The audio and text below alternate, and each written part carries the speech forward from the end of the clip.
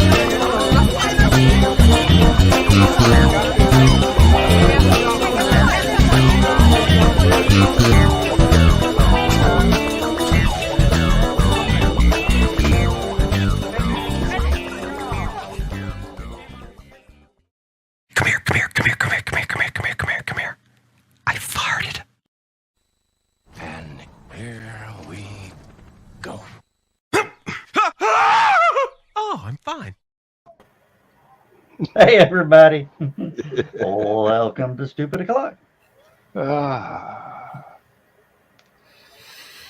Oh, So how's everybody doing tonight? can I get back with you on that? Jury's still out. No. If there's a jury involved, you don't have to answer.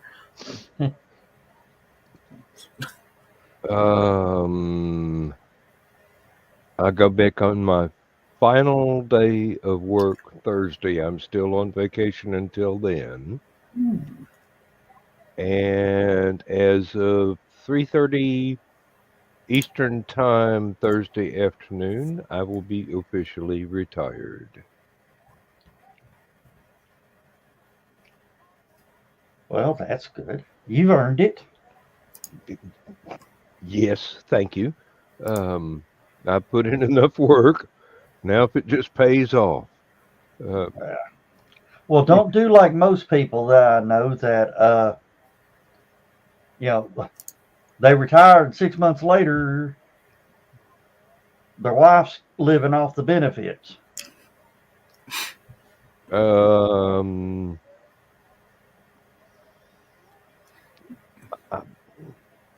have a hard time getting Lindsay to spend any money now. She's not going to be throwing it all away anytime soon, and No. You didn't I get what don't I mean. I don't intend on dying anytime soon either. Well, they didn't either. Okay. You do realize that nobody in the history of bodies has ever intended on dying anytime soon. Okay. Hey, I'm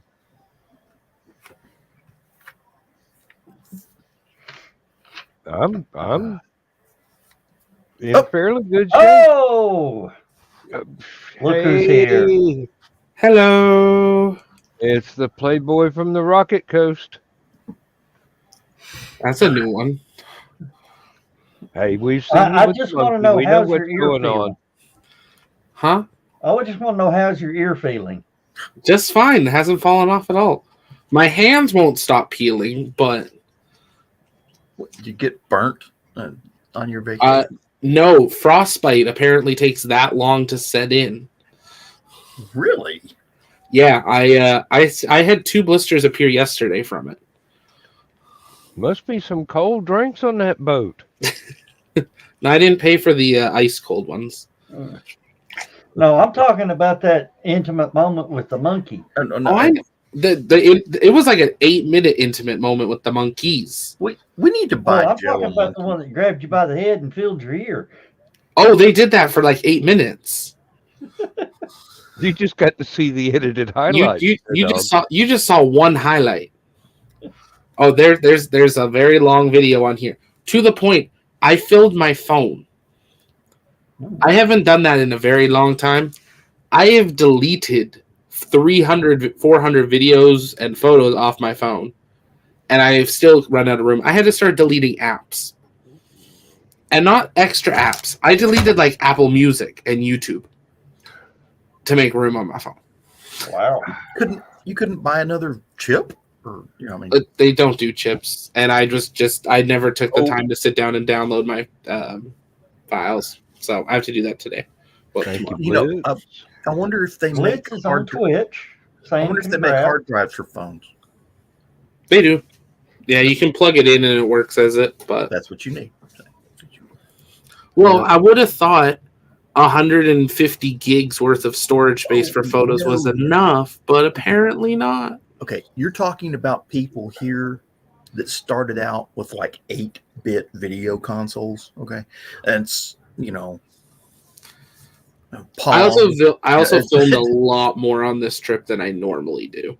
Because I filmed a lot of stuff to try to edit together to do some like tour and like vlog videos and stuff. You definitely need one of them hard drives, pal.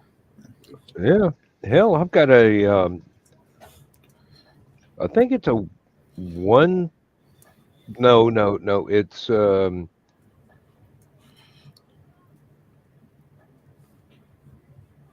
couple of terabytes. A 1 terabyte hard drive would actually be smaller than your phone. So. Yeah. Yeah. Well, I had 2 hard drives with me. I just never sat down and did it. So I'd always forget, and then I would remember when I tried to start filming something, and it would be like, "You're out of room." Just checking the ship you were on for your cruise. Did they have an electronic store in the mall? No. Well, sort of. So in the store where you could go buy your photos that they kept trying to get you to take all over the ship and in the port, next to that at that checkout booth, they sold like GoPros and cameras and stuff. And I bet they had every phone charger ever invented. And I didn't see phone chargers. Really? Yeah, that was one thing people have complained about of the ship is that when you go into like the shop area, there's like 1, maybe 3-foot floor to ceiling shelf of like everyday essentials that you would want, and like it's not a lot. It's I don't know. They had a lot of other stuff on this boat, and it was like, why? I know a lot of places you go will have like resorts and stuff like that will have vending machines. Yeah. With like phone chargers and stuff like that. This one didn't have a single vending machine anywhere. I don't know. It's an old ship, but it's like it. From all the reviews that I saw, a lot of the reviews are not accurate. So we're quite happy with the ship that we went on. It's got its things. It's got its quirks. Did it need a retrofit probably 5 or 8 years ago? Yes. But then the pandemic didn't help that situation, and it was designed by the French. So, and that's not coming from me. That's literally coming from the captain of the ship. He was like, yep, the French designed it, so we're blaming the French. And guess what? It's going in for a retrofit next year for 2.5 months. It's going back to the French. And he literally stood there and shook his head, and I was like, okay, we understand. I think it's the only ship that Norwegian has out of their 20 that was built in France. So. Really? Well, And it's their quirkiest ship. yeah, probably like a 2000 model. One more time? It's probably like a 2000 model. 2003, I think they designed it, 4 they built it. So, And yeah. that's an old ship. Especially compared to like what we're used to. So like the Epic was the first mega ship. Well, not even mega. Was the first massive ship for Norwegian, which is now their standard size.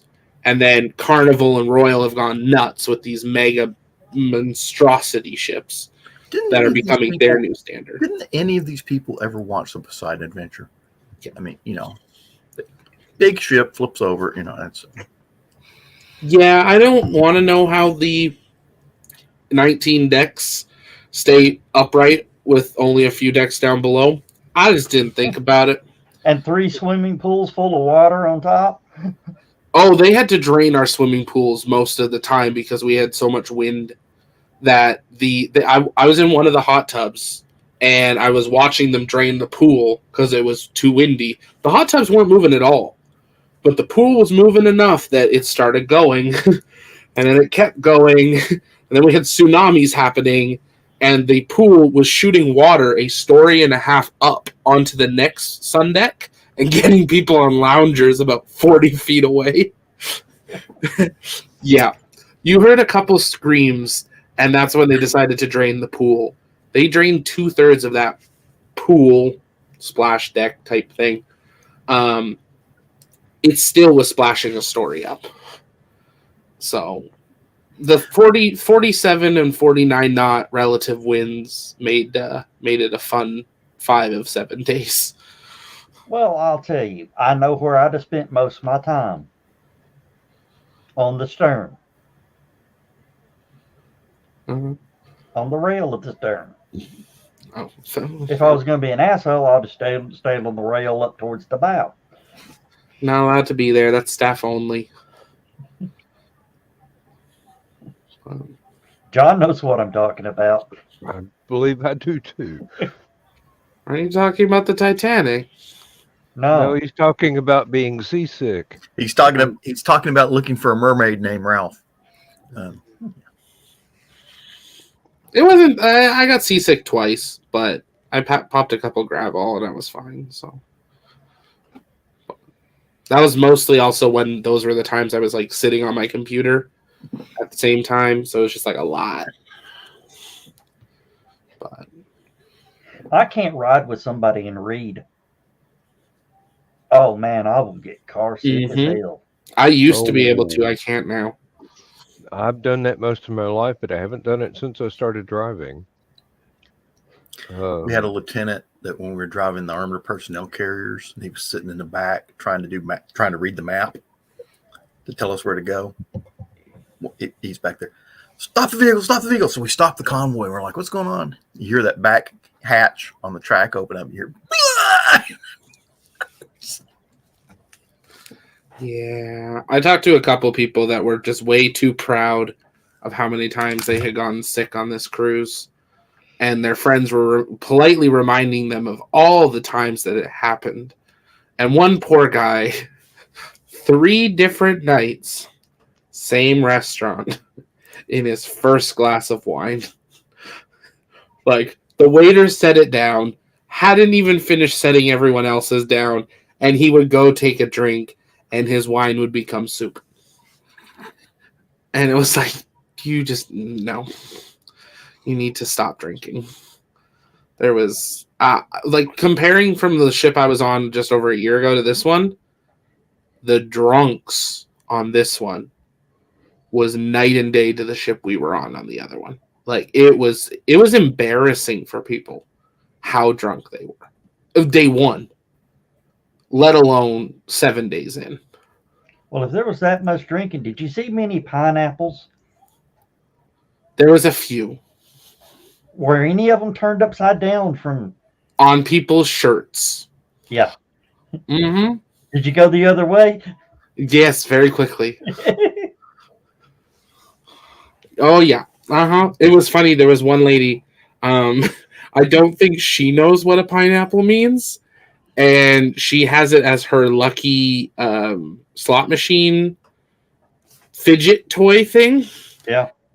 And she lost it. So she posted in the Facebook group that she lost her pineapple and this is her room. People very quickly reminded her what it meant in the comment section. And she was like, oh, no. I just want my lucky pineapple. It's like, stop. They were going to give her a lucky pineapple.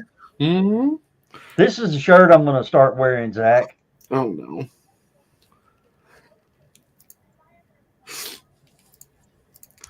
Accurate. Yeah. A very positive and uplifting, supportive shirt. It's I like can charisma. I can see you getting uplifted several times, but then your chin might get sore after a while. Yeah. Yeah. It was fun people watching people just be stupid. Watch people get yelled at by staff a lot too. That was weird. You're not allowed to have drinks in the hot tub. So the guy would come around and be like, can I get you anything? And we're like, yes. And you give him your key. And then he's like, okay, well, I can't give it to you in the hot tub. You have to come out here. And he's like, okay. And then everyone would like get out and go get their drinks that he set down on a table and then get up and go back to the hot tub. He's like, you can't have those in there. And they're like, what are you going to do? And it was like, no. Like, it was weird. There was some weird rules on this ship. You're not supposed to drink alcohol in a hot tub because it increases the effect of the alcohol, and people have been known to get drunk and drown quickly in a hot tub because they don't realize how quick they're getting drunk. Sounds like less people in line at the buffet. And less people in line at the hot tub, for that matter. There we go. I mean, I'm in one of the hot tubs. It's the last day. We're coming into port first thing in the morning. I'm in the hot tub. Finally found one that wasn't crazy busy. So I get in. I'm not in it for 35 minutes. And a guy comes up. He's like, sir, we're going to have to ask you. He doesn't talk to the whole hot tub of 7 of us that are all in the middle of a conversation. He comes, sir, I'm going to have to ask y'all to get out of the hot tub. To me, as if I'm the spokesperson for the hot tub. Well, we have to do maintenance. You exude that sort of. Apparently. We have to do maintenance. And I'm like, we dock in 15 hours. You can't do the maintenance, I don't know, in 7 hours when it's dark and cold and the pool deck's closed. No, you have to do it now in the middle of the day on our last day. He's like, yes, sir, it has to be ready for next cruise. No. What are you going to do? First of all, no. This is my cruise. I paid for. I don't care about the next cruise. Second of all, you've had a broken hot tub this whole week. What's the problem now? Fix the one that's broke. We'll wait. One of the best moments that even the staff member or crew member, even he started laughing. I walked up to one of the bars, and we were trying to go to a different area. We didn't want a glass of pop, which is our soda package, and they had cans, fridges full of cans. So we said, can we have 2 cans of Diet Coke? And he was like, sure, but so you know, they're $9 each. Oh. And we're like, okay, no, we will just take 4 glasses of Diet Coke with no ice. So we don't come back in 2 minutes to see you again. And he's like, I can do that. That's fine. We learned it. And let me guess. He opens the cans. Turns around, opens the fridge, cracks the cans, and pours them into the glass. right in front of me. And I was like, huh? He's like, oh, my fountain pop gun's out of CO2 and they can't get it working, so we're using cans today. Can I take the can? No, policy, sir. How about if I bring my own can from shore? Not allowed. Uh, Not allowed to bring any beverages ashore or on board. What about Uh-oh. duty free? Duty free, you have to check in when you get on board. There's two options. There's a corkage fee if you want allowed to be able to use it on board, or all your duty free get zip tied. What do you mean? What? Literally, the bag you get at the duty free store, Yeah. they put your bill on the outside and then they take a literal zip tie to it. So I bought hot sauce as a gift for my uncle, and they zip tied it into a bag. So they piece bonded your duty free stuff. Basically. Now, it's a plastic bag, and I could have just ripped it open, but I mean, I didn't care. But yeah. Yeah, there was some really unique moments just like across the whole thing. Like my grandfather was talking to one of the bartenders on like the second last day, and he's like, we're not allowed with the fountain gun to fill anyone's reusable cups unless you go to the gift shop and you buy the Norwegian Epic cup. No one tells you this. And he's like, you bring that? No problem. We can fill it every time. And it's one of like the really big ones from Starbucks with the straw. They're only like $15 or $20 at Starbucks. They're $14.99, I think, on the ship. Well, on the last day, and I don't get why this happens on cruise ships. On the last day, they're like, we need to sell everything. It's like the last day of the ship, even though you know people are getting on 4 hours after you, because that's what happened last week too. Well, the cups were buy one, get one free. And I was like, well, okay. So we went and bought them. Can you bring them back on the next cruise? No. Well, you can, but the question is, will they fill them? Who knows? We went up to 3 different bars with them. Only one of them would fill them. So I'm thinking it might be an old policy from pre-pandemic that this bartender didn't know has been taken away. Well, I know, most bars won't do that if it's a disposable cup. And yeah, if you bring back your old glass, standard bar, they wash your glass. They give you a fresh glass every time. Yeah, unless it's a Western, and then they just spit in the glass, put the whiskey in it, hand it back to you. There was a couple bars that it seemed like that's what they would do on this ship. They also poured everything stupid heavy, like stupid heavy pours. Like I ordered a Long Island iced tea. He had to pour out the alcohol to make room for the Coke.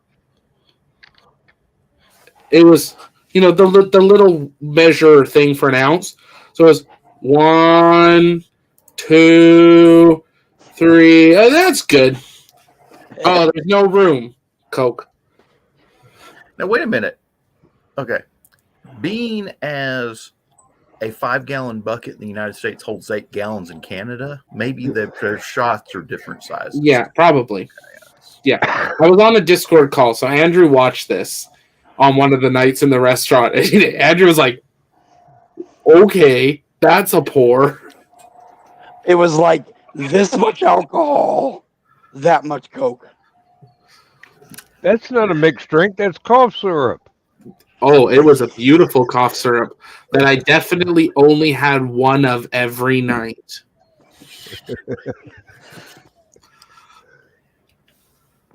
It helped you sleep at night, right? Well, it helped me get a 1 a.m. meal in every night and then sleep. That was the one thing I liked about being stationed in Iraq. They served 4 meals a day. Every 6 hours. So if you were off duty, it was midnight. It was like going to Waffle House. It was like, yeah, I didn't go to a Waffle House. I drove by a Waffle House. I can't imagine that many drunks driving to Iraq just for a meal. Yeah, I'm not sure I'd do that either. They fed us good in Iraq. I will say that. Yeah. I like the midnight meals. I did not like the midnight meal on the second last night when I sat down. It was about 12:30. Ordered my food. The guy's like, "Okay, I need your card to get the drinks from the bar." Even if so, no bar needs to take your card if it's a pop or a soda anywhere on the ship except in the restaurants. They have to take your card to swipe. I don't know. So I order my food. Not a problem. A different bartender comes and brings me my drink. Now, it's normal that they keep your card in case you add on later, and then they bring your card at the end with the receipt to get your tip if you want to do extra tip. So my food comes. Great. And I finish my food. I finished all my drinks, and I'm sitting there twiddling my thumbs waiting for someone to come because I want to order carrot cake. And no one comes for like 20 minutes. And I'm on my phone at the same time, so it wasn't a huge deal. And finally, a guy comes and he's like, "Did you need anything else?" And I was like, "Well, one, carrot cake, and two, my card." And the guy's like, "What do you mean your card?" I was like, "I was never given my card back." He's like, "Uh-oh, 1 minute." And I see him run to all the staff. And he runs back. "I don't know how to tell you this, sir, but the staff member that took your order, and then was relieved. He's in bed with your card." I don't want to ask what he's doing with your card. You have to go to guest services and get a new one. Oh, no. You have to wake up a staff member and get my Nope. card. They made me at 1:30 in the morning go to guest services, which, I mean, there was no one there. There was one staff member who was hardly there, to get a new card, and it took him 15 minutes to print one because he couldn't get the printers to work. And I'm like, it's not a big deal, like, whatever, but like, why is this my fault? Like, I feel like, why didn't you just get my name and go get a card while I was eating? Because, like, I have no ID. That's the other thing. I could have walked up to this guy, and I mean, they have a picture on the computer. Everyone gets a photo because it's all photo. It's an automated photo system to get on and off the ships now. It's all like photo. What's the word? Facial recognition. That's the one. It's all that on and off. It's facial recognition now. What did you do to your phone? That's what I take for tips when I'm in a shitty mood. Dollar bills? Oh, the fake money? No, that's real. That's Oh, not $2 fake. That's collector's items. Yeah. Why are those not in frames or binders or people? Why you got your hands on those? Because the United States government printed about 50 billion of them, and they're not really. Well, I've got a bunch in my collector's drawer. items. I've got a bunch in a drawer upstairs, but I don't touch them with my hands. Well, you're Canadian. It's foreign currency. Yeah, and try and use one nowadays. People They call look at- the cops thinking you're a counterfeiter. Yeah, there are literally, if you go to a grocery store, 80% of the people running checkout at a grocery store have never seen one of those. Oh, accurate. That's one reason I like taking some with me to the grocery store. Now, me, I used to like tipping with Sacagawea dollars. Oh, yeah. Nice. Or Susan B. Anthony dollars. No, they look like quarters. The Sacagaweas are big, heavy, and gold. That's See, I want to just lay one of these down somewhere and see what someone does. What is that? That's out of Honduras, but like those are pretty bills. Yeah. Yeah, it's kind of funny.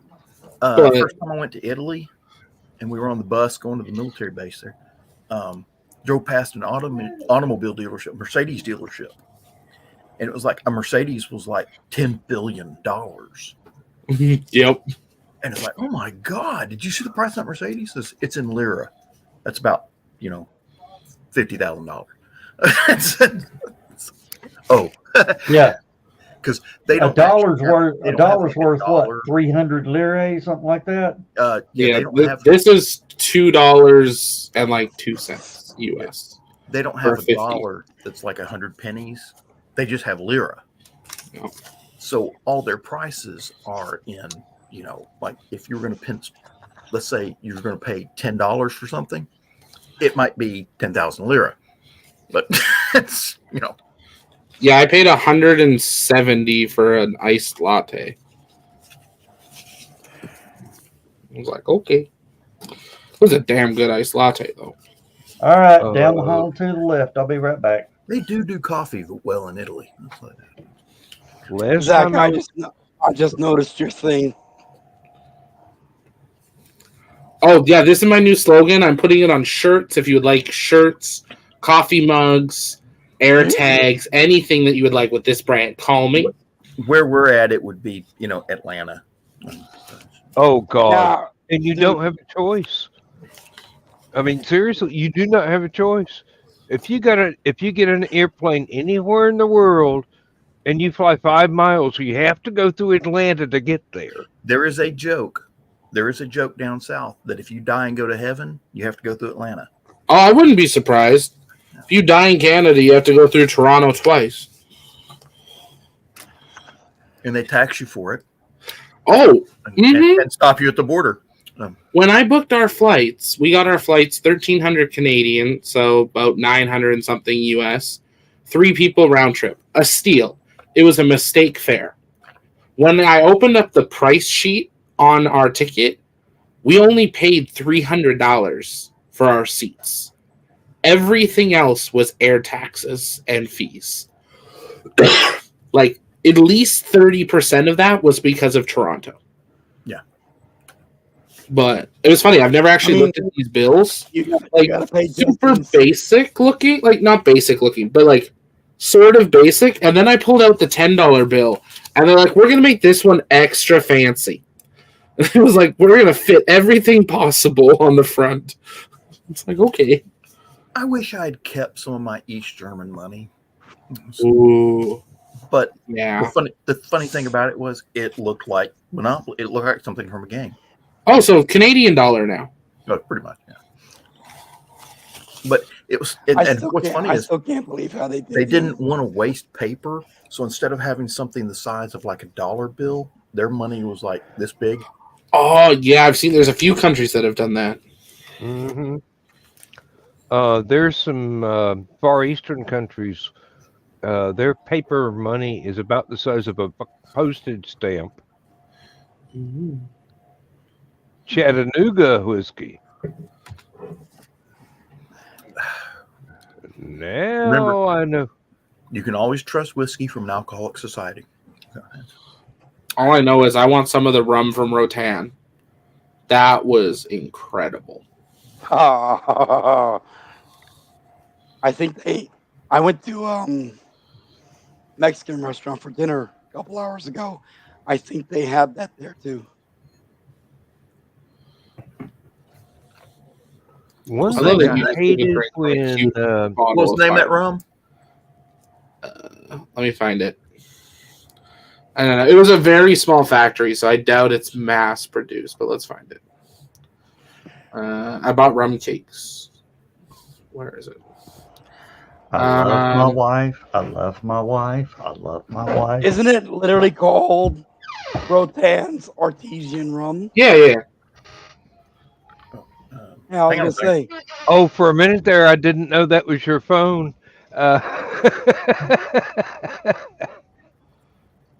Salted caramel. Oh, Yeah, and then they had a exotic dark chocolate. They had an island spiced. They had a wandering spirit. They had a tropical mango and a Caribbean coconut. That caramel one is good. The caramel one and the mango one were incredible. I And haven't had then mango, in the- but I want it. In the cakes, they had other flavors. So they had like a pineapple rum cake, mango, was a few others. I don't know. I ate all the rum cake. I just want to say I love my wife. I love my wife. I love my wife. You're still alive. You ought to. What did you do? I didn't do anything. She did it to me. I'm standing in the bathroom and she turns out the light and shuts the door. There are no windows in the bathroom. Good girl. So I just sort of had to listen for water. This is one of the reasons why on a late night show I usually don't take my headphones with me anymore because I know the other people I'm in the show with. What movie was that where dude did that? He had the microphone and he went in the bathroom and he peed for like 5 minutes. What movie was that? I don't know. I mean, I'm gonna turn the microphone off. Wasn't that And- one of the Republican candidates a couple of months ago too? No, Oh, that happened at some city council meeting somewhere too. Yeah, yeah, but 404. this Yeah. this was a comedy movie from like the 80s. I thought that Ace Ventura. Was it Ace Ventura? We get to talking about peeing. There goes Dan. I have been awake for several hours already, a dozen or more. Okay, let's see. Texas old mayor man. leaves the mic on during bathroom break. Council member bathroom break caught on microphone. Naked gun, toilet break with radio microphone. Yeah, I believe naked that. gun. Yeah, there's one to where they were talking the city. I mean, this, the videos on YouTube. This guy, he didn't go pee.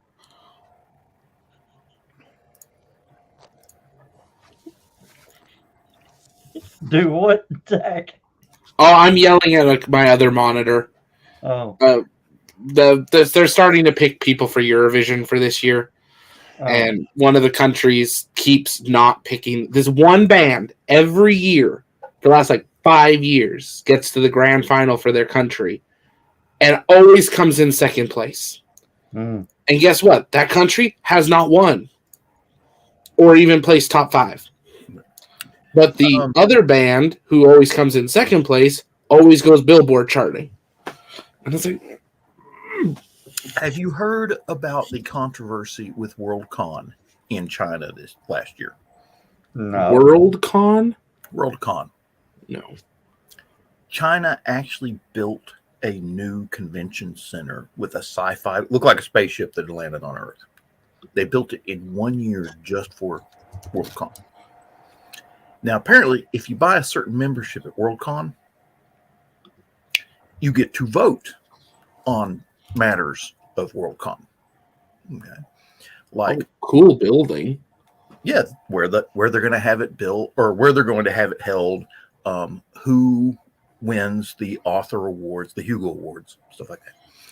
And apparently, China went to one of the WorldCons and bought a bunch of memberships just to vote on WorldCon being in China. Smart. WorldCon's people knew about it, but there was nothing in the rules that said they couldn't do it. So that's how WorldCon wound up in China. After they got there, apparently the Chinese government told them, you can't put these books in for awards because the Chinese government censors don't like them. Yep. And these books that had been put into awards and had enough votes to be considered to win a Hugo got disqualified for whatever reason. So apparently the guy who's running WorldCon is basically sucking a communist cock. So Yeah, the WorldCon building looks like Tony Stark met with V, the aliens from V, and decided to build it. looks like Tony Stark and Thanos got together and built a building. Yeah, it's the new Avengers campus, Avengers Asia. It's the Avengers camp. It's the Avengers Campus Thanos division. Yeah.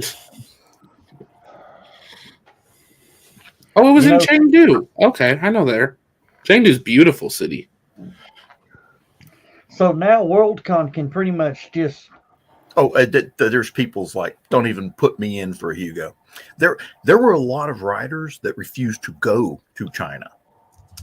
Well, most of them probably wouldn't get out. Well, no, it's about human rights abuses and the the Uyghurs or whatever. Well, the thing is, if they bought that many votes, WorldCon could end up being a Chinese convention. No. It changed every year. The year that the Chinese won, the two cities you could have chosen from were this city. What was the city in China, Zach? Chengdu, China, or Toronto, Canada. Chengdu, China. So that's probably another reason they won. Who the hell wants to go to Toronto? Fewer human rights abuses in Chengdu. Yeah. This year, communist. This year is in Glasgow, I believe. Yes, indeed. Wasn't I have already Chengdu been where invited that a few times chemical by plant friends, not was? by the con committee, but by friends. But I can't afford to go overseas. Glasgow's expensive. I think Going the to closest Atlanta to get on thing- an airplane is expensive. I think the most recent closest event was New Orleans. Nolans. You got to say it right, Joe. Nolans. Yeah, it's like Houston. Houston. Depends on which part of Texas you're from. Houston changes depending on, but, Hell, there's 3 countries in Texas. What are you talking about? There's 4 different nationalities in Nolan's. or as some people in Texas like to say, East California. I was going to say there's America, there's East California, and there's New Mexico. We're trying to build a wall around that one. Well, they say Cuba's the widest spread country in the world. It gets its policy in Russia, its troops are in Africa, and its population's in Miami. What's the matter, Dan? I'm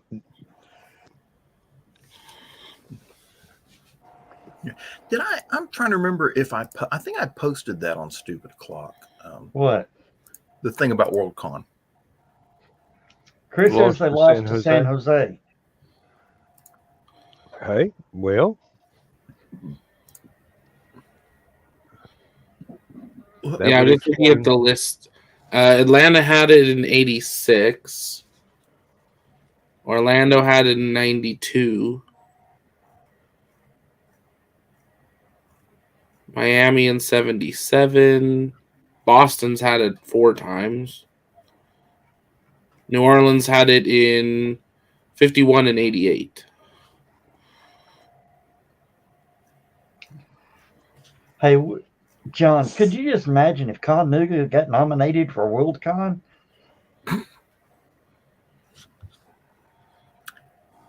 Okay, Joe Dog, here you go. What? Get HallowCon nominated for WorldCon. You just have to have a lot of overflow hotels. They wouldn't know how to act. They wouldn't know how to act the way we treat people at HallowCon. Oh my God, you wouldn't be able to afford to treat people that way if it was a WorldCon. Oh Lord. Besides, Megan would kill you if she had to cook for that many people.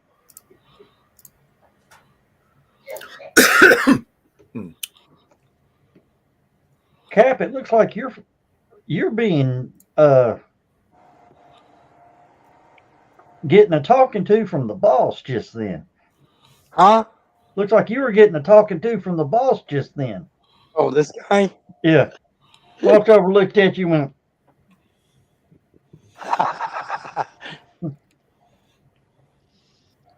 Yeah, he's just wanting attention. Oh.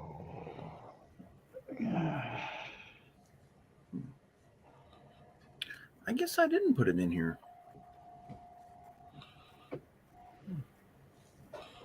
He's a big old baby when he wants attention. Well, I'm guessing that if WorldCon doesn't straighten up and fly right, it's going to be smaller than HallowCon in a few years. The biggest convention that's ever been in Chattanooga was we had a Deep South Con once. Back in the And that was tied with Liberty, wasn't it? 80s. Chattacon. Chattacon? Well, they had a Chattacon and then they had a Deep South Con. I don't remember. I don't think LibertyCon started back then. This is back in the 80s, early 80s.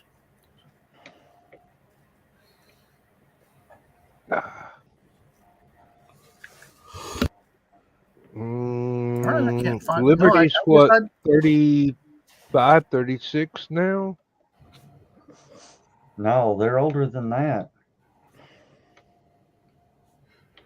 I think they're pushing 40. Because Chattacon's 49. Next Chattacon will be 50. 50, yeah.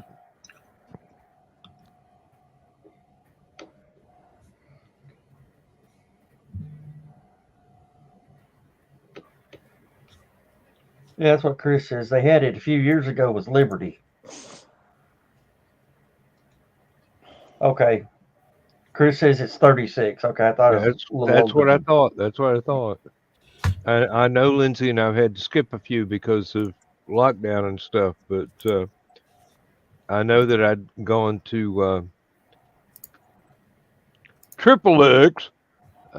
Wish I'd bought one of those T-shirts.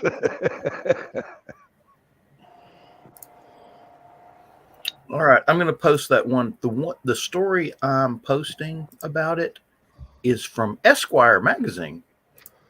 Oh, so he's got a little bit of weight behind the. It got a bit of journalism. Yeah. Esquire, the men's version of Cosmo. Yeah, okay. There you go. Wait I a minute. just posted it in Stupid O'Clock group.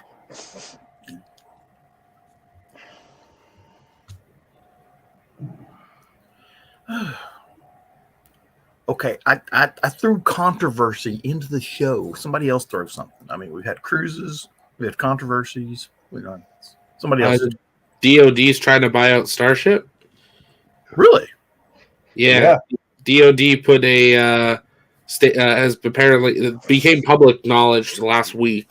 DOD has said to SpaceX there will be missions in the near future that will need to launch on Starship, but due to the sensitivity of their nature, they cannot even offer the launch contract as a commercial contract. The DoD needs to own the launch pad, the launch facility, the mission control, and the launch vehicle, as well as the payload and the entire mission operation. I'm surprised they wouldn't set up a facility at Vandenberg. Well, that's the thought. So the thought is Vandenberg, Cape, or both will get a military DoD Starship facility that's entirely run by the DoD. So SpaceX will have zero part of it, which will be very interesting to see. They should move it to Denver. They should move it to Denver and dig a big tunnel right next to like Cheyenne Mountain. Oh, that would be awesome. And have the swimming pool open up to launch the rockets. You know, Thunderbird 1 is go. Thunderbirds are go. That'd be amazing. Can we just launch like 7 of them together? Well, they'll have 7 different ones. They'll have as long as you don't cover it up with a manhole cover, we'll be fine. No, that's how we get further into space. You put the payload on the manhole cover, and then you just accidentally explode the Starship in the tube. Like, oh my God, it's a flying saucer! Oh shit, it's a manhole cover. You know, that's what Voyager 1 says. Oh look, they're coming to get me. Well, they missed.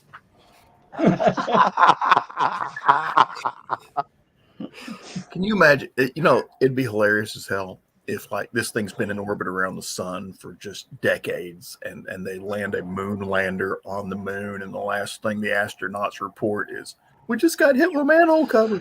What is that?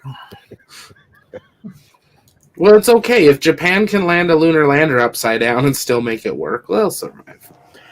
You know, I remember distinctly some of the early lunar landers were actually designed to hit, roll, stop, and then deploy, and then they would right themselves as they deployed. Yeah, we forgot that technology in the 80s. I'm surprised Japan didn't just go up and send a transformer. So no matter where it landed, it unfolded itself and stood up. And go, Optimus Prime recording. The company that made Elon Musk will put robots on the moon. The company that made Transformers out of Japan made the two deployable rovers. The balloons, yay!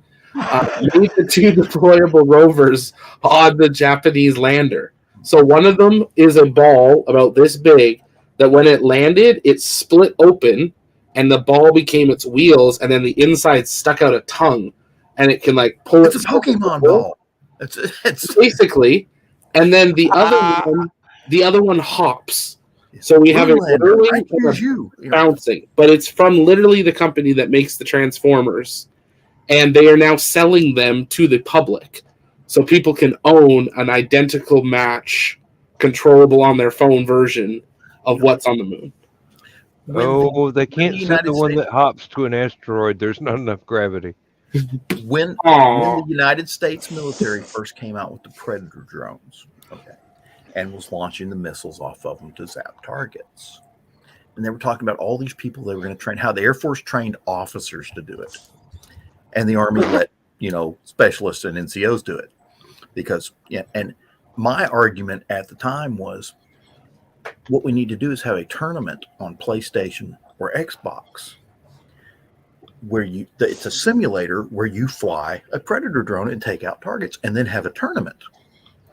And whoever the top 100 winners of the tournament are, let them go to a DoD facility and give them real live Predator drones and send them out on missions. So you want to talk about terrorizing terrorists? Send a 15-year-old with an Xbox controller after them. like PlayStation did with Gran Turismo. Yeah. They said, like, you bastards want to see terror? We'll show you terror. I'm sending my 5-year-old after you with a Predator drone and an Xbox controller, okay? Now, John, that brings up something. Did you know that when the Predator drone was being developed, the computers were going to cost so many billions to build for it? I know where you're going. Somebody at the Pentagon found out. Somebody in the Air Force to basically do the program for the Predator drones, I think. I'm not sure if it's just the Predator drones, but they needed a supercomputer. They couldn't afford to build a supercomputer for any of their regular contractors. So they went out and bought like 200 Xboxes and linked them all together. PlayStation 3s. Was it PlayStation 3? And it was more than 200. They got pretty much a cargo ship load of them. Hang on a second. Let me find the story here real quick.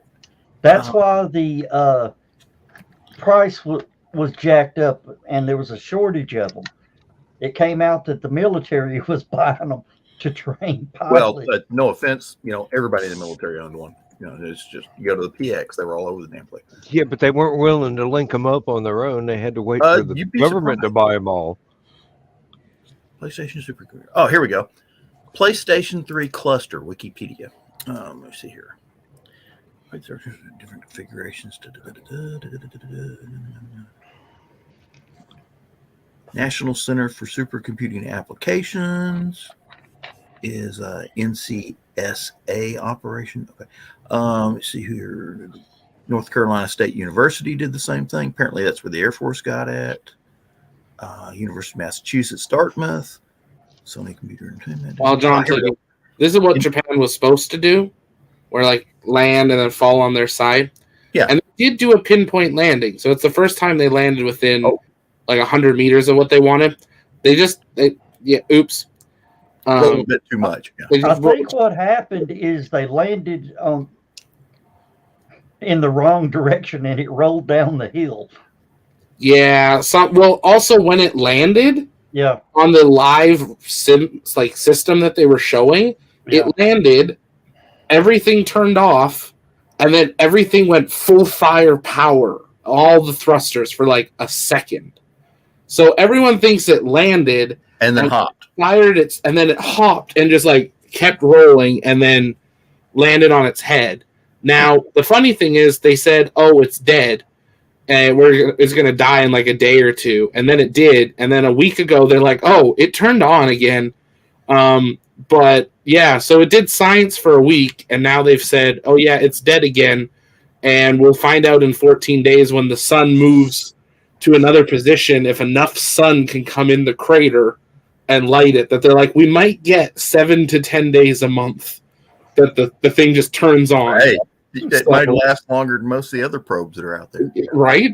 Might actually do the science. But this is from that little ball that was made. And I'm like, I don't know, matches with the pictures we got in like some of the 60s. I mean, Okay. Okay.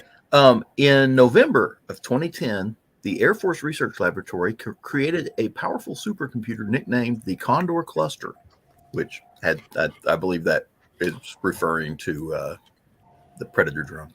But see, connecting together 1,760 consoles with 168 GPUs and 84 coordinating servers in a parallel array capable of 500 trillion floating point operations per second, which is 500 T-flops.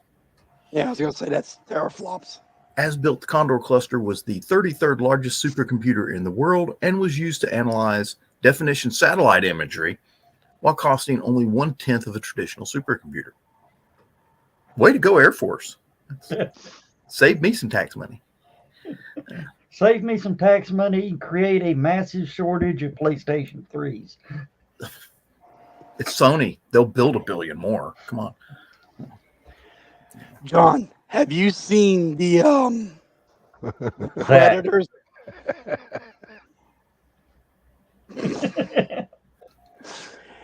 Have you seen the Global Hawks station?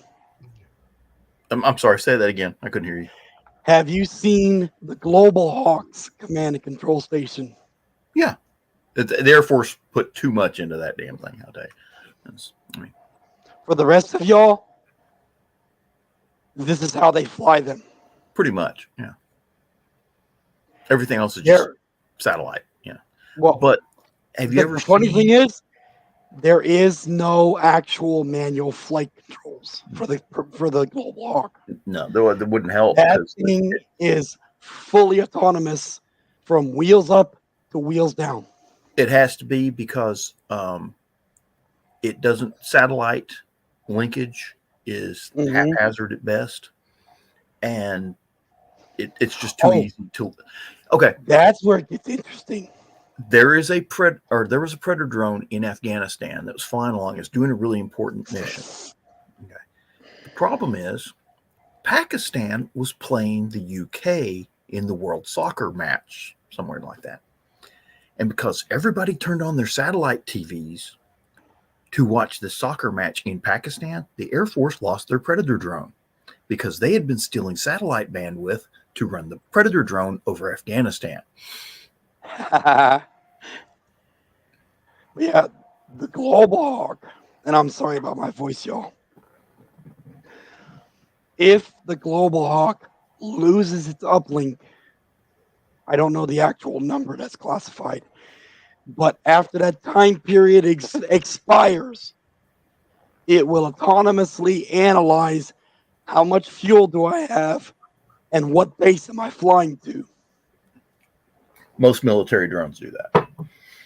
Well, but, this one only has 4 to choose from: Sigonelli, Rammstein, Edwards, or Grand Forks. Then they recently added Diego. No.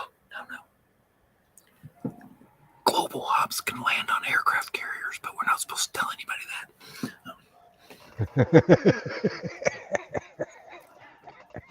Yes, they can be forward deployed. With that big of a wingspan, though. Yes. It folds up. No. It's just no. Global Hawk doesn't. It's a Global Hawk is basically a jet fighter, sort of. It's that big. Global Hawk's the big one, hence the term Global Hawk. And it actually has a wingspan. It doesn't have the propeller. It has a jet engine. It has a jet engine. Yes, turbofan jet, and it has a tail hook. So yes, it can, from what I've been told, they actually deploy most of them off of aircraft carriers. Gives them more range. Huh? Yeah. They'll fly it out to the aircraft carrier, refuel it, launch it off the aircraft carrier, gets them another 6,000-7,000 miles of range, which is pretty good for a reconnaissance platform. I'm gonna have to ask my buddy about that one. He was a global hawk. They're not even called pilots. If you Operators. work, Yeah. Yep, operators. But here's the size of a global hawk. Yes, because I've been told before, you're not supposed to be looking at this feed. Well, you shouldn't put it on the military feed network. Oh, so it's operated by NASA. No, they own two. That's the size of the global hawk. Look at this little guy. It's a decent sized aircraft. But I mean, it goes up there like 60,000 feet, and it just cruises along at like 200 knots. Yeah, 60,000 unclassified. Yeah, I was going to say that thing goes higher and longer than they want you to know. You can tell by the wings it goes a lot higher than that. It's got the U-2's wing. The U-2's Yeah, wings it does. effectively. When U2 was what altitude? Minimum 80,000. Yeah, I was gonna say. Or no, not minimum. Unclassified. Unclassified. 80,000. 80. Well, it's like every decade they add another 10,000 to it. Oh, John, I saw a picture that made me think of you. Which would win the race? The U-2 or the B-70 Valkyrie? Well, B-70 Valkyrie, of course.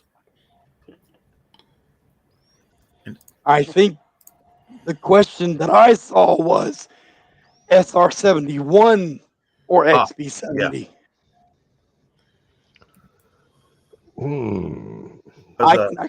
I can actually answer that because I did, and everybody was like, "Yo, this dude knows his shit." Yeah. The XB-70 in the short run would win because it didn't have to stop to refuel. It just took off, gone.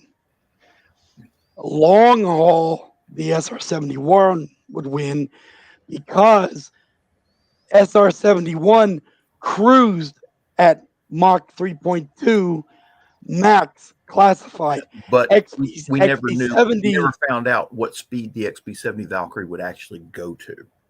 Because as soon as it exceeded Mach 3, it started peeling itself away. The paint would come off. Yeah. So, long run, SR-71's running at 3.2. They only built 2 XB-70s, but they restricted the XB-70 to 2.8. So long haul, SR-71 would work.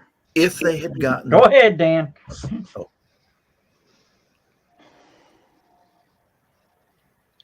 Can be launched from an aircraft carrier, but with a 141-foot wingspan, it takes up half the deck. Do we know what they're replacing it with? Because they announced that they're retiring it in 27. There's something they're working with. Phantom right Cruiser. There's something they're working with right now that is supposedly going to be solar powered. So the idea is it could just stay up. Exactly.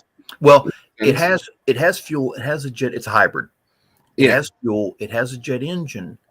But once it gets up to altitude and gets into the area of operation, shuts all that down, which makes it extremely stealthy. No heat signature. Right. Yeah, that makes sense. And runs on an electric propeller or the electric. I think they have some way of running the turbofan on electricity. I'm not sure. And up that high, you're above the clouds. Well, maybe it's hard to say in Russia or China or Yeah, the places we actually used them. Interesting. Let's just start using starships. They want military ones. That'll definitely be above the clouds once it gets to work. Well, they do, of course, have satellites up there, but what's that one? The XB-37 that Yeah. they won't admit what it's actually doing. Yeah, they'll always tell us a few things. They always give us just enough to wet our whistle. It's an endurance test. Yeah. We put 32 new Canon cameras on it. Okay, well, you told us there's 32 cameras. So what multiple do we multiply that by for how many you're not telling us about? Exactly. Yeah, I don't know. I've always been surprised that we only have 2 X-37Bs. And we only fly one at a time. That you know about. Well, that we know about, but you also can't not know that. So this is one of the things with the U.S. China probably could launch a rocket and us not know if they put it out in the middle of nowhere. The U.S. has nowhere that they could launch any in the United States that someone would not find out about the launch, especially for the size of the vehicle. Because they launch on a Falcon or an Atlas, someone's going to see it. Well, what's a lot? What? Marshall Islands. Was there one scheduled today? It's Maybe, but there's so much stuff around now. It gets so developed. I feel like there's not a lot of land other than Russia and China that you could launch something secretly. Marshall Islands. Oh, but Zach, I Russia wanted to usually get has your a opinion spy on ship. this. The Falcon Cygnus Yeah, payload. the beer keg has flown again. And actually got there cheaper than they could do it themselves. Oh, that one, Andrew, you got that toy that you were showing off last Thursday, the 33. Yeah. Show that to Zach because Zach will know what I'm talking about. Oh yeah. That thing was supposed to be able to take off without boosters or anything like that. Yep. It supposedly used aerospike engine This would be the aerospikes. and could go from awesome orbit. vehicle. Yeah. Oh, what's that word? What's the term I'm looking for, Zach? SSTO, SSTO. single stage to orbit. Thank you. Single stage to orbit. And That thing was going to be why cool. that got canceled, I don't know. But well, I probably The aerospikes weren't developed enough yet. Well, there still has not been an aerospike. Stoke Space is the closest thing we've had to an aerospike. But technically, we do not think, last I've heard, they do not think that an aerospike is actually possible. It might not actually be possible. Now, we might be able to get aspects of it, but we might not be able to get all the way. I hate the fact that the new NASA will say things like it's not possible because that's just bad engineering. Yeah. NASA needs to up their game. I'm Congress needs to give them more money. No, the rule is it's not possible yet. Are we losing a Dan? Nope. Okay. You're sitting there with your eyes closed and your head starting to droop. So, we're just. No. I was thinking. Sorry. Didn't mean to alarm you. the closest thing to an SSTO we're going to get is from Space Engine Systems, which is the one that was actually getting built here in Edmonton, of all places in the world. Is that the little hopper thing? No, that's let me screen share. This is Hello 1, and there's a longer interview on it. They specifically asked me not to call it an SSTO, but from the actual definition of how this vehicle will operate, Hello 1 and 2 are not SSTOs. They're almost SSTOs. But what they're saying they're going to be doing with them once they prove they can fly will make them SSTOs. So originally, they're only going to go to suborbit and then open the cargo bay door on the back and launch a little rocket out of it, and that'll take the payload to low Earth orbit, medium Moon, or Mars. But So it's a sub SSTO. it's a sub SSTO, basically. But then to give you the scale of these, Hello 1 can carry, I think it's 6 to 8 people. So they're going to sell tickets to fly on this. So I already have a ticket reserved. Hello 2, I'm trying to remember how big Hello 2 is. I want to say it was, Andrew, do you remember? Was it 30 or 60 people? What? Hello 2. Hello 2 needs a runway of an A380 to take off. Sounds about right. That's how big of a vehicle it is, but it takes off like a fighter jet. They floor this thing down the runway and then go. You know these two ships you just showed us? I think I flew them in Star Citizen. Oh, probably. Yeah. Now, they haven't put it on their... So these are turbo ramjets. And I've seen the engines in person. They're incredible. And they're supposed to be doing their test flight this year of their demonstrator, the Hello 1X in the bottom left corner, which will be piloted. Boy, that looks a lot like the X-15. Yeah. So that thing is long, but they're going to be testing it in Florida.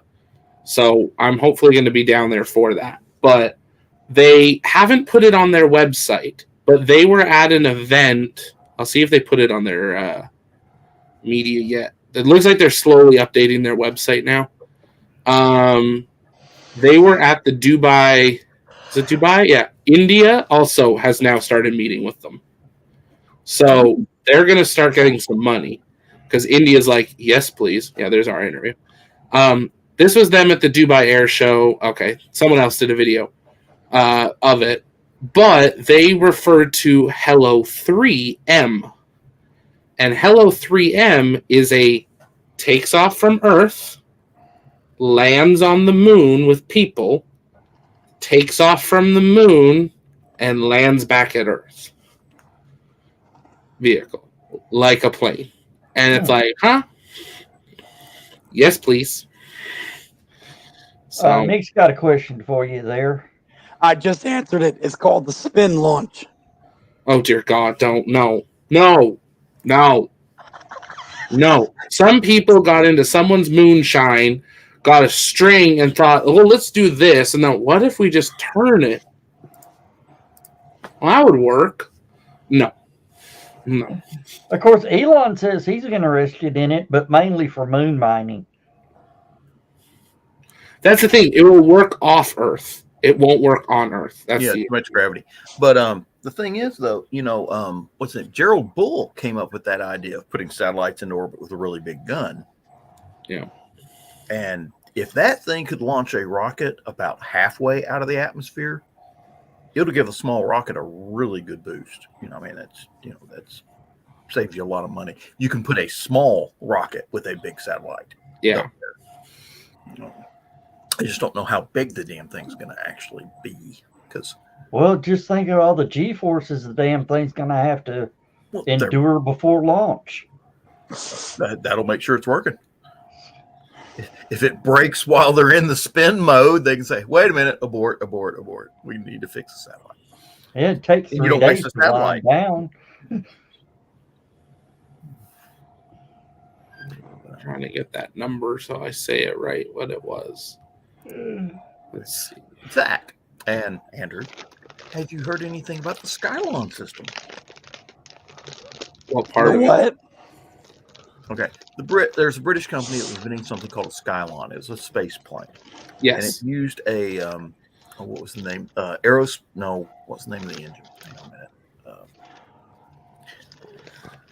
The plane looks pretty interesting, but everybody's interested in the engine more than the plane. The Sabre engine. Yeah. And that's the one that's actually like two different engines in one engine. Because it starts off as a kind of ramjet jet engine sort of thing. And then once it gets up to speed, they close it off and it turns into a rocket engine. So you're talking about a CCJ, combined cycle jet. You're losing your voice, bud. Hang on a minute. I will post. I'll post it here.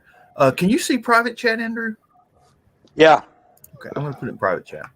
Yeah, there hasn't. I've looked at Sabre before. They've been continuing to work on the Sabre or Sabre rocket engine, the synthetic air breathing rocket engine. John, The last update we had on that was a couple of years ago, but we haven't had any updates on the vehicle itself since like the early 2016. Because that plane's going to be big. It's 2016, going to be they like got a $10 million grant. almost. It's going to be almost twice the length of the space shuttle. And it has 2 engines on it. Right, one on left and right engines, and in theory, it'll be able to carry about the same amount of payload the smaller space shuttles could. Yeah, and it can up to 24 passengers, maybe 30, if they put stuff in it. And it can be autonomous. Yeah.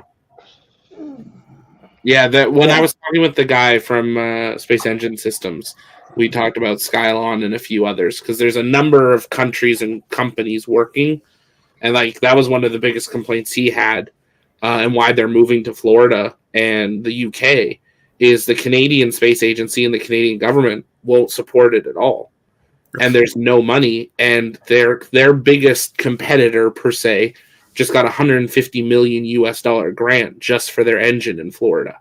Yeah. And so they've opened a U.S. company to get U.S. contracts for the government, and the U.S. Department of Defense has apparently already expressed interest. Canada has a horrible history of not supporting Everything. their Except hockey. aviation industry at all. Everything except hockey. And maple syrup. And Justin Trudeau's hair. Yeah, definitely maple syrup. Jack, I've heard, you can answer this. I have heard that there is like a maple syrup mafia. Yes. That if you produce too much maple syrup, they'll come cut your trees down. It wouldn't surprise me because we do have something like that for the entire production industry, which is that there is a maximum people are allowed to produce if they're like production farming or something. That way that they don't over influence the marketplace. And they have a strategic maple syrup reserve in Canada. So in the event of nuclear war, they will still have maple syrup. Of course we freaking have that. Why wouldn't we have that? All the things that our country needs to work on. That's one. The U.S. has the underground cheese vault too. I'd rather the cheese. Yeah. Have you ever heard of the rubber vault for the U.S. military? That's strategic rubber vault. So they can make rubber bullets, or no? So they make tires for trucks and stuff. During World War II, the Japanese took an island called Buna. Buna was the major supplier of rubber for the United States military, or for the United States in general. And they actually sent a huge division down there to retake Buna. You don't hear anything about it because there's this long, drawn-out battle taking over the island hopping, all sorts of stuff like that. But after that, they developed a strategic rubber reserve in Alaska. There's a huge cavern. And if you go in there, it's kind of like Fort Knox. They have blocks of rubber stuffed into this mine shaft on either side of the mine shaft, just floor to ceiling. And it's froze solid so that it won't rot over time. And strange enough, the way I found out about it, I have a friend that works at Firestone. And he talked about they got a train load of this stuff from the Strategic Rubber Reserve for Firestone. He said they opened up the boxcar and fog came rolling out from all this frozen rubber because even though it had traveled from Alaska through Canada, through the United States to the southeastern United States, it was still frozen solid. So it was frozen until it hit Nevada. No, it didn't go through Nevada. I think it went through northern states and eventually made it down to Tennessee. Nashville. Was it the Nashville plant? Probably. I think that's where he worked. And he got in a lot of trouble. He joined the National Guard. So he went to work. He went to work one day. He took his military issue field jacket because it was cold. It was winter. went in there and had to do something with the carbon vault where they keep the carbon dust for the tires. And when he came out from doing this shoveling job or whatever with all this carbon powder, you know that joke about Santa Claus going down the chimney he was covered in I knew this is where that was going. covered in ashes from head to his boots, kind of thing. That's how he came out. And he could not wash this carbon out of his clothing. Yep. He couldn't get it out of his military issue field jacket. Yeah. And they were like, and of course, this is the middle of winter. He shows up in his field jacket, and they're like, what the hell happened to you? I went to work and shoveling carbon. And you felt bad for him, but and everybody wanted to chew him out. And I said, we're getting the new Gore-Tex next month. Don't give him any crap about that piece of crap field jacket. All right, down the hall to the left. Be back. All right. Okay, let's all leave while it's gone. I always thought I about heard that. That would be funny. Hey, we could. He comes back, it's just an empty room. We could stop the show 40 minutes. Now, what is that cat's name? Because Slam. that looks like one of those Slam. Because that looks like one of those ultimate cuddle cats. He's 83% Maine Coon. So, yeah. He's a cuddle kitty.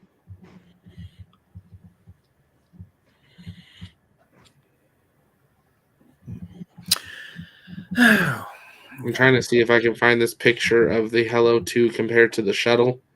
Or Hello 1 compared to the shuttle, I think it was. Because we edited one together. And we sent it to them and we're like, can we release this? And they're like, I mean, it's accurate, but maybe not accurate because they keep changing. I mean, they haven't built the vehicle yet. Right. So they're like, nothing's for certain. And they didn't say no. They're just like, don't include it in the interview because it didn't relate. Night, Carl. Night, Carl. But this thing, like, it was funny because we were talking to them about the size of the vehicle, of like what their guess is. And they're like, we're not too sure yet. And I was like, okay, well, you took a scale model of it to the Paris Air Show, right? What was like, the scale? Yeah, it's like, what was the scale? They told us. And I was like, okay, how long was the model? 16 feet? Great. 16 times. There we go. Just to try to have a picture of the sheer size of this. But it's really sad that the rocket engineers didn't figure out that there are other people in the planet that can do math. It's like yeah, it was a little funny. It was pretty good. We're like, oh, so it's this long. They're like, oh yeah. I've had that with a few companies. We had this guy. He was trying to explain to us how the Apache gunship worked because they were explaining all the different. We were getting a briefing, and it was what the Apache gunship can do for you. So these Apache pilots come in. They're all, dark sunglasses and hua Apache pilots. Aviators? Yeah. And they showed up in their Apache flight suits with their Apache patches and stuff. And he's trying to explain. And first of all, he explained the 30 millimeter cannon, which was pretty cool. Then explain the Hellfire missile, which again, pretty cool. But the most dangerous weapon on the Apache is actually a 2.75 inch rocket. Hydra. The Hydras, because the Hellfire missile is a dual warhead anti-tank weapon. It shoots holes through tanks. The 30 millimeter cannon shoots armor-piercing rounds at tanks. The Hydra rockets, when they explode, they can be proximity fused. They can kill anything within 200 yards of the explosion because they put out that much shrapnel at such a high altitude. So they're dangerous out to 200 meters from where they hit. So they said, it has a very large danger close area. And he went on later, and he was trying to explain helicopter flight. He goes, Not that you guys would understand it, but it's very difficult to fly a helicopter in combat conditions. He says, just because of the way the helicopter blades work. I said, are you talking about asymmetrical lift on the Are you talking about asymmetrical lift on the helicopter blades? And he just kind of like,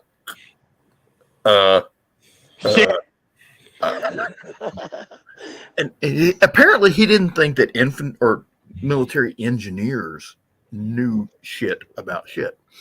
And so I had, and he said, would you like me to explain to everyone here what asymmetrical lift is? So I did my little helicopter. I stood up and did my little helicopter thing explaining how the blades work. And it's like, that's pretty much it.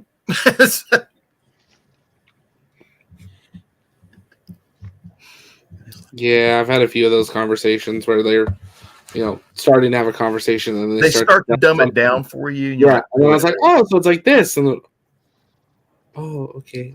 And then there's sometimes where I'm like, can you dumb that down just a little bit, just a hair? I don't know that sector yet. For those of you in our viewing audience that want to know, what the hell is he talking about, asymmetrical lift? Okay. Helicopter blades spin around the top of the helicopter and provide lift for the helicopter. The thing is, they provide more lift when they're going forward than they do when they're going toward the rear of the helicopter. This will cause your helicopter to slowly tilt to one side, okay, as it's going forward. The faster it goes, the worse it gets. So they have this thing called, they have two clutches for the blades, a collective clutch and a cyclic clutch. The collective clutch turns them all the same ways at the same time. The cyclic clutch tilts a blade more on one side of the helicopter than it does on the other. And that's how they overcome asymmetrical lift. The clutch or a plate? Yes.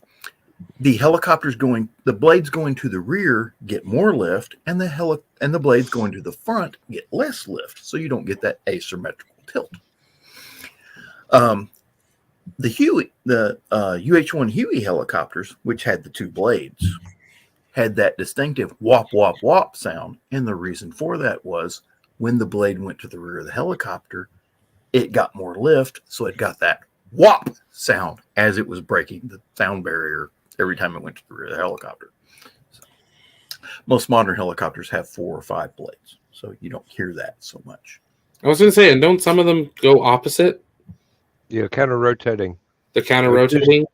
Two sets. You get, one above the other. Kamov specifically had the one rotor on top of the other. Yeah. Would that counter it? One on the other, and that was how they overcame asymmetrical lift. And let me see. We had one. How's that work on the tail one then? The ones that are horizontal. The had one blade above the other. With the Chinooks and the Bullfrogs, the U.S. military, you got a CH-40, CH-47, and a CH-46. CH-46 is being phased out. CH-47 is the fastest helicopter on the planet. That we know of. Yeah.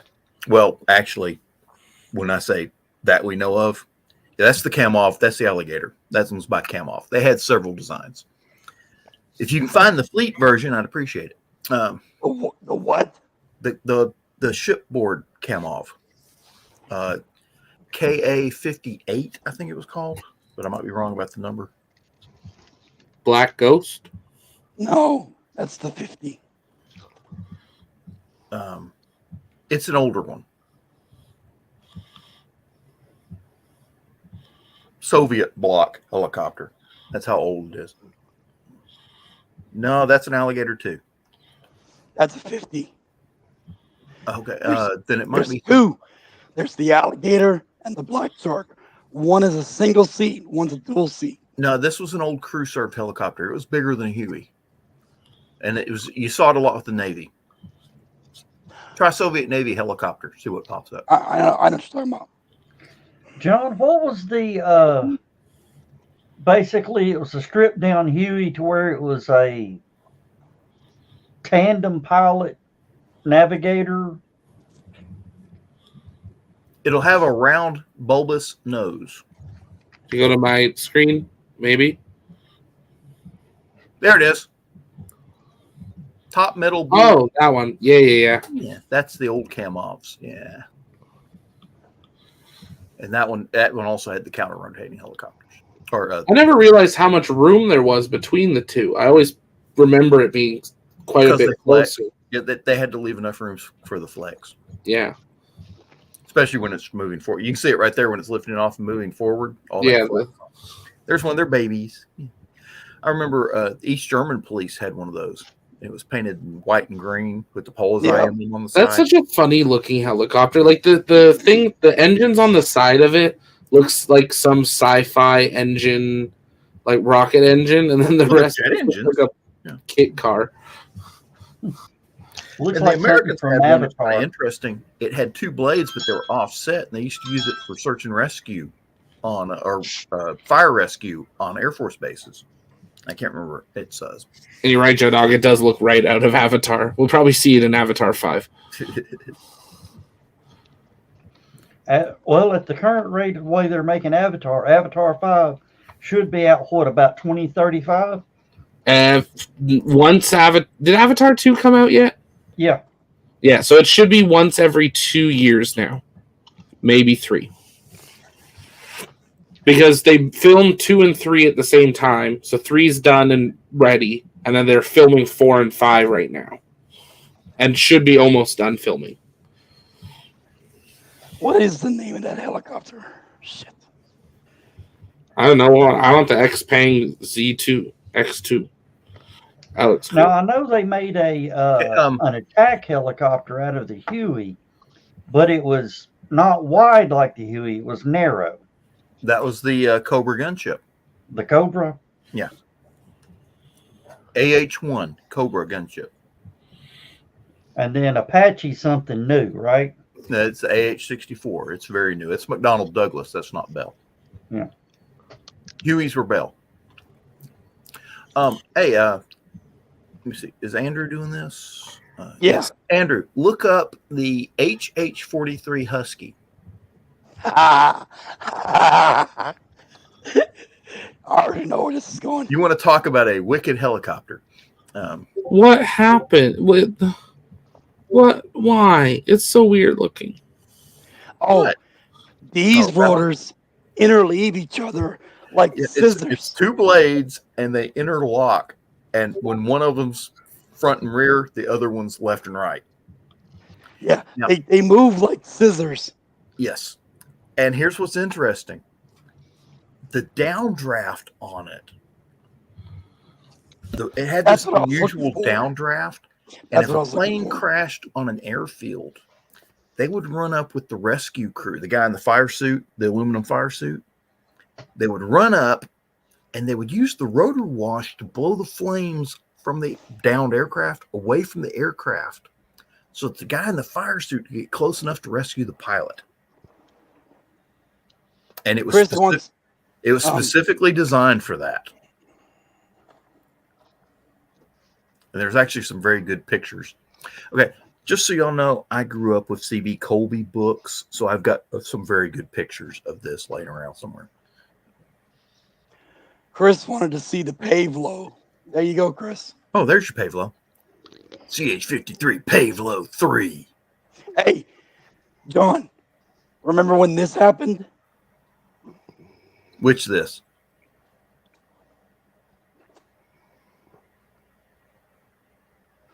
Remember when they did this with a Super Stallion or No.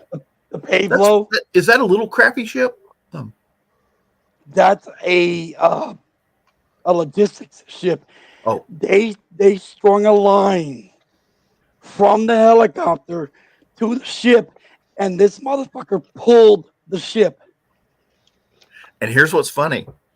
They would pull the ship until it ran out of fuel. It would go back, land on the ship, refuel, and pull the ship some more. Oh,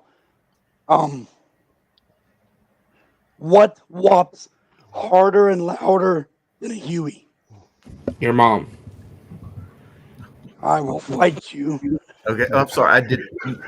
Your voice is kind of scratchy. You'll need to talk into the mic a little better. What whops and chops louder and harder than a Huey? Ooh. Well, the CH-47 is a pain in the ass. H1. That's the Marine Corps version of the Cobra. At the twin engine Cobra. Those rotor blades are only 3 inches wider than the fuselage. CH-47s though. God, that's CH-47, for those of you who don't know, is the fastest helicopter in the U.S. inventory. If it doesn't have it's designed. It can carry 14 tons of cargo. If it's not carrying cargo, all that power goes into the blades, and it moves that helicopter. It's not. Yeah, it's not even funny how fast that thing goes. I got one for you that's going to trick you up. The Super Cobra is faster and more agile than the Apache is. Okay. CH-50, Chris, the CH-53 has you got your Jolly Green Giant.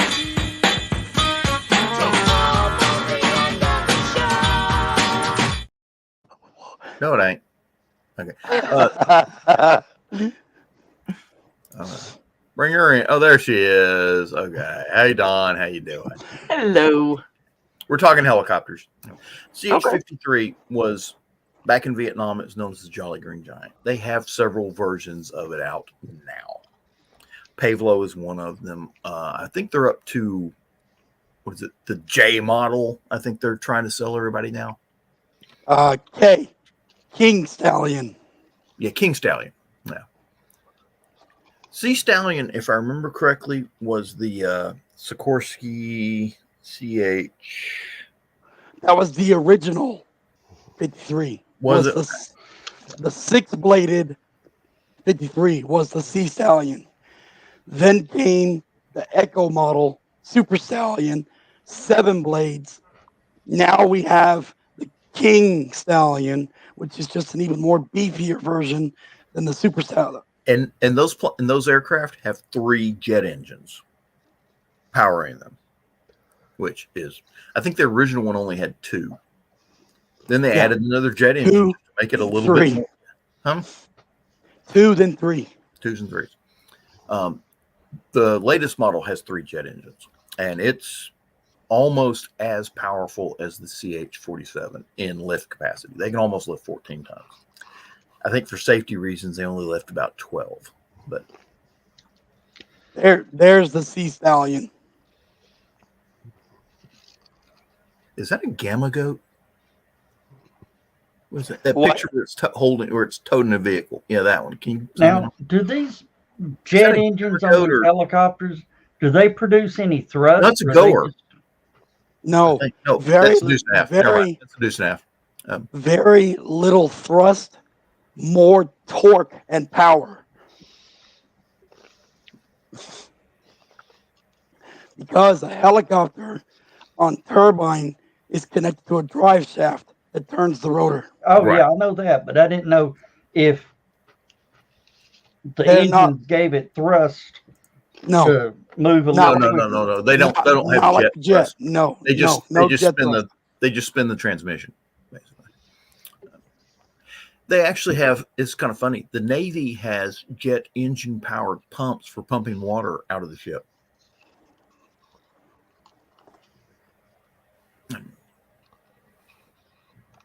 And they use them for emergencies, and they're very fast when it comes to pumping water. They can pump a large volume of water. They don't use them for just regular maintenance.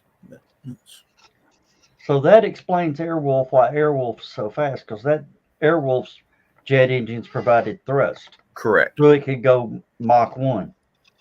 There you go. Super Stallion, 3 engines. Where's the third engine? 2, 3. Ah, there you go. Okay, thank you. with room for another one. Yeah, I'm waiting for them to come out with the 4-engine version. I really am, because somebody has thought of it. Okay. So basically, what we're looking at is real life X-wings. Yeah, pretty Almost. much. That's how big it is. Marines Super Stallion. That's a big bird. Germany had them. They called them a GH-53, and boy, those Oh, yeah. are crazy. But they're getting rid of them. Apparently, they want to get rid of the 53s and go to 47s. There you go. German. Yep. Got to flying one of those ones, or riding one of those ones. I was going to German mountain school, and they took us up to this one site one time to do some training. They landed, we got out and did our training, had lunch, came back. When everybody was ready to go, we loaded up the back of the helicopter. He got it up, and it took him a few seconds to get the engine warmed up because it'd been sitting there for a while. Once he got it warmed up, he hovered just a little bit, moved over close to the edge of the mountain, and just right down the side of the Alps. What? Damn! We're on the back, hanging on for dear life.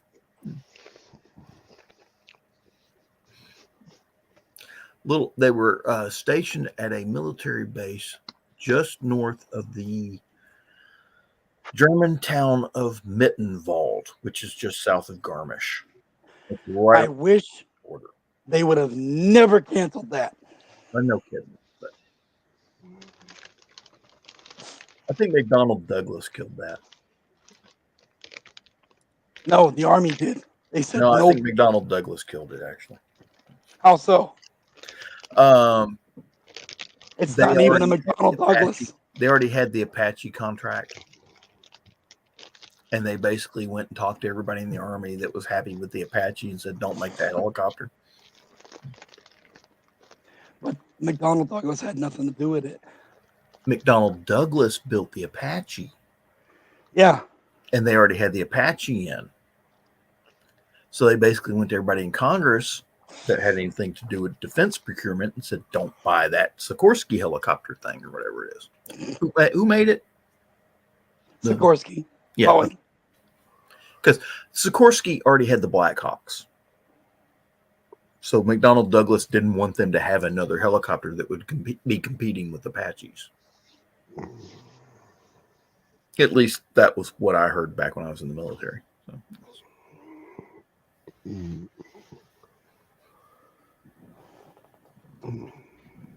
Hey, John, did you hear about this? Did you hear about this program?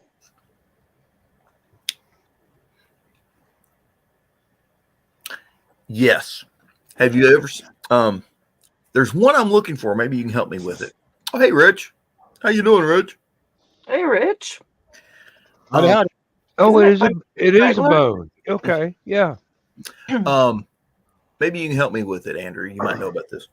They had this idea for a flying wing replacement, a little stealth fighter thing for the A6. Navy had it. And it was going to be this neat little wedge-shaped stealth fighter for Navy operations. It was the plane that was supposed to replace the A6. There was some concept art for it. And I can't remember. I think it may have been Grumman that was designing it.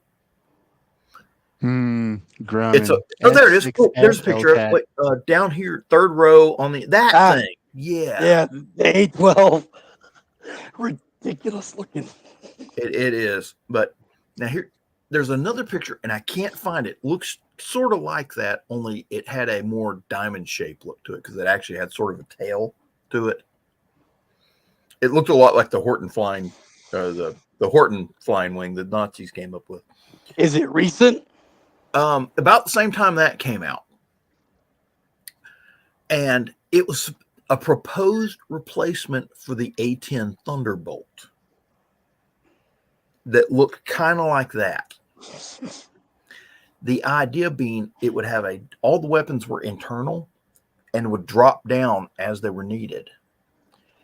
And it carried the same armament as the Apache gunship. So it could launch Hellfire missiles from an internal bay. It could launch rockets from an internal bay. And it had that same 30 millimeter cannon that the Apache had, so that it would drop down and engage targets. And the idea was it had a unique jet engine that had 2 power modes. It had a sprint mode so that it get to the target quickly. And once it got there, it would cut down into a loiter mode. Dan. And it would just, and the thing was, one of the things they could do with it, it was autonomous, didn't have a pilot. It was a drone. And For the record, I am not the Richard Asplin that is connected to Boeing. That is a completely different Richard Asplin. That's your story, and you're sticking to it. Dan, I wish it was the other way around. I found your X-Wing. Oh, You really wish your name was associated with Boeing? Bert The is amount strong of- with this the- one. Okay. The amount of money that man rakes in from Boeing, yes. you don't want the job, you just want the paycheck. Correct. Isn't that normal? I wouldn't trust Boeing with a valve Yeah. for my refrigerator. Hey, Andrew, Yo. I'll warn you ahead of time. I've been looking for a picture of. I saw the picture once. I have not seen it since, and I've been looking for it. Of what? That proposed A10 replacement.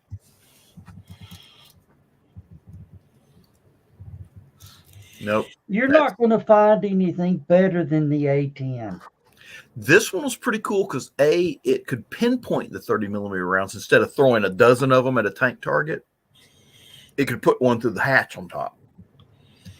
And what made it really interesting, and this is where I found out about it, what made it really interesting, they had this controller that ground troops could use, that they could look at it. It had a what do you call it? It had a blackout view screen that you put your face up against so that the enemy couldn't see the light coming off of it. And you could see what this drone could see on the ground, and you could tell it, hey, that's what we want you to shoot. And this thing would go in and shoot it. And I've seen one picture of it in my lifetime, and I've not seen it since. Now that right there, go back up a little bit there, Andrew. Right, okay, off to the right, or I'm sorry, off to your left. Second row. What is that? Oh, the blended body demonstrator. The next one. No, that's the new. That looks very much like it. That's the brand new B-21. Is that the This guy. B-21? Yeah. Yeah. Oh, okay, without the wings. Okay, now, okay, I see. But if you go back to that one picture you just saw, the one where you couldn't see the wings, where were you? But God, in That cycle, one. There you go. That one. That is almost, except that the back end wasn't quite as pronounced as that, but it almost looked like that. And it had a weapons bay right there in the middle with the gun, the rocket launchers, and the missile launchers. John, with psychological warfare, shooting that many rounds downrange and just destroying everything around it, it's a lot more effective. Somebody has to carry that stuff, Joe. Okay. It ain't you.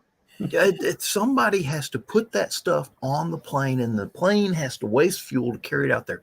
If it can do that same job with one bullet that you're talking about with 50, it's two different definitions of firepower. One's a sniper, one's a Gatling gun. It's Yeah, I put my One's money a on the sniper, one's a sniper. nuke. Nukes are more effective. Well, the idea was this thing was supposed to be able to go out there and loiter and support the troops on the ground, which is what the A-10 was built for, sort of. It was actually a tank killer, but it did support troops on the ground. By killing tanks. Yeah, it was designed to fight in the forests of Europe and the the deserts of Iraq, it proved how effective it was. Yes, please. For those of you who don't know, the United States military is using 2 different 30 millimeter rounds at this time. There's the big one that's on the A-10, and there's a smaller one that's on the AH-64 Apache. I've been looking for a comparison with those two because I know the one on the Apache, the casing's a little shorter than the A-10 round, and the bullet's a little lighter too. So. The A-10, it looks like light artillery. Well, they both do, but it's... Okay, which one are we looking at here, Andrew? Apache. That's the Apache round. Okay, I wish I could see them side by side because I know the Apache is a little shorter than the one for the A-10. Hold on. Y'all need to get out of my closet. First time you've ever told me that. I think Dan just I wants didn't everybody. say which closet. Okay.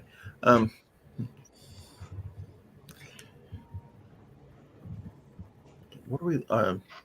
That is an interesting picture. What is that? 30 by 100. God, A10. A10. Yeah, those are the A-10 rounds. Okay. 30 by 173 and 30 by 165 and 30 by That's- 138.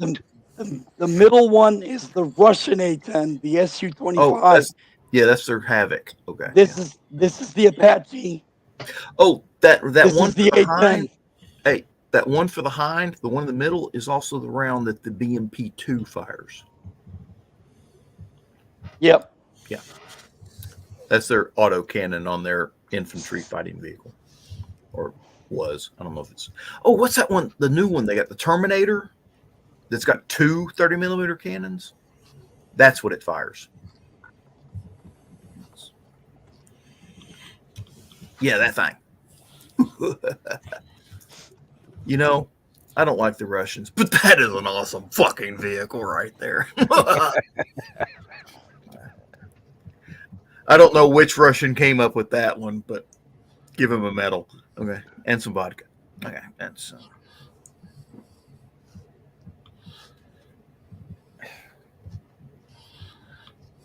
And unlike the T-14 Armada, that damn thing is actually operational. Or the T-15.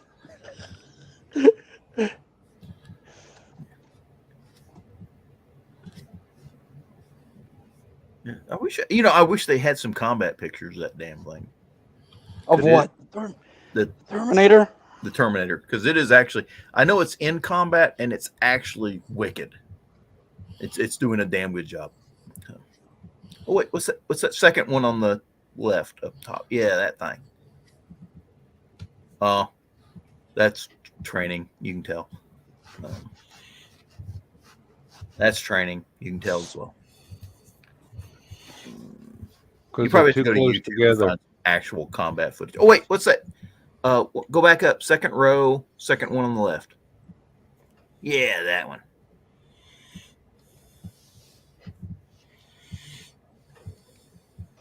That's one getting killed. Good. That wasn't me.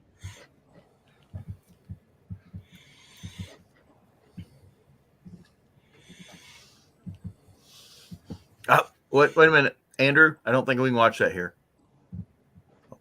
Too late. I stopped it. Okay. But you may post a link. You may post a link on Stupid O'Clock at your leisure. So. Yeah. I need to talk to that girl I've been talking to in Kiev. I haven't talked to her in like a year or something. She's still in Kiev? I think so. I don't want to make her think I'm creeping, I was a bit concerned when Russia first invaded. I sent her an email seeing if she was okay, and she was, and I've been following her site. But I said, yeah, I'm too old to follow. I'm too old to be following Ukrainian girls around Ukraine. So. Yes, please. Self-edit. Dan, I'm going to Yes. have to sort of go off topic here. Uh-oh. Because I Okay. found something that may interest you. Bat houses. Do you say Bauhaus? bat houses? Yeah, oh, bat bat house. house. Yeah. Ew, no. Yeah, no, bat get a house. lighter. Oh, Zach. No, but it gives you the different designs, and down there at the bottom is Model 6. It's almost like a bat hotel. Uh-huh. They have the light. They'll leave the light on for you. Where's the Super 8? Motel 6. Okay. Dog, you have to work on your enunciation. Yes. For those of you who don't know, we have a bat cave right outside Chattanooga. And it's just historic. Interestingly enough, they flooded Alfred, it. you had one job. When they put in Watts Bar Dam, they flooded the bat cave. Didn't bother the bats any, but now all the people who used to go in there and bother the bats can't get in there anymore. Now state park. So Yeah, don't want to and go by you do there. not want to be around the entrance of that cave. Don't be At at the entrance sunset. of that cave when the sun goes down, because you will get covered. You, your car, your boats, your children will get covered in bat poop. It's almost guaranteed. What's the address of this place? I have a few people I need to send. It is near Helltown, in between Watts Bar Dam and Helltown. And it's I thought we were friends again, Zach. I don't see no ice cream. I like Zach more and more every day. Let me tell you. I am sorry. There's no ice cream tonight. There's no cocoa. It was socializing with somebody I hadn't seen since before Christmas. So Zach, you missed it the other day. Dawn said she was going to put up a new green screen, and I said, "Oh, great! That's all we need is animated tacos running all over the damn place." See, I Dawn didn't even put the dancing screen taco? up tonight. You do realize Carl could arrange that for you. Mhm. No, I meant Andrew.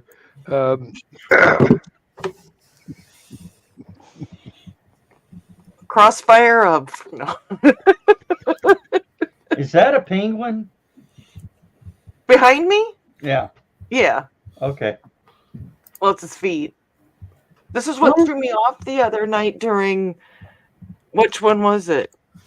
I can't remember which. Oh shit! Guess what, guys? I know. Burning his love. I Grab think. your sock, honey. No, there's not even time for that. We got to go now. No. Good night, everybody. Yeah. I will. Good night. I will post the link. I just actually did post it. Wait a minute. There. All No, Donna, I'll post it no. in the private chat. I'm going to post it on Stupid O'Clock, the address for the Batcave. All right. Good Good night, night. everybody. Good night.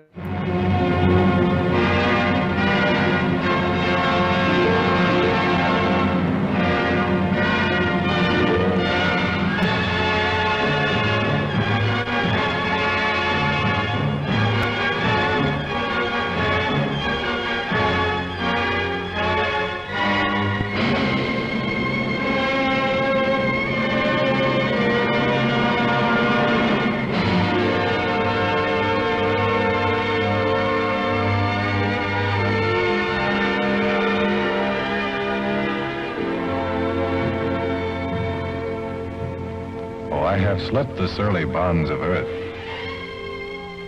and danced the skies on laughter-silvered wings. Sunward I've climbed and joined the tumbling mirth of sun-split clouds and done 100 things you have not dreamed of.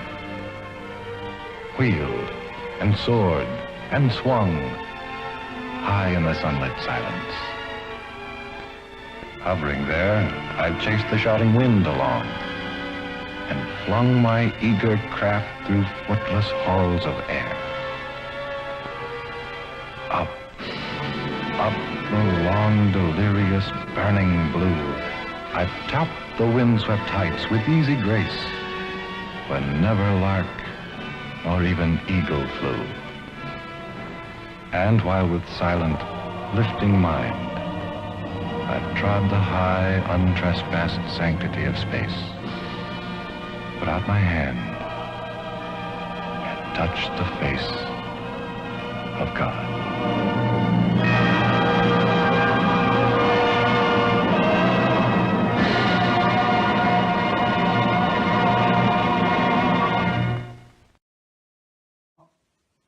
I am not drunk.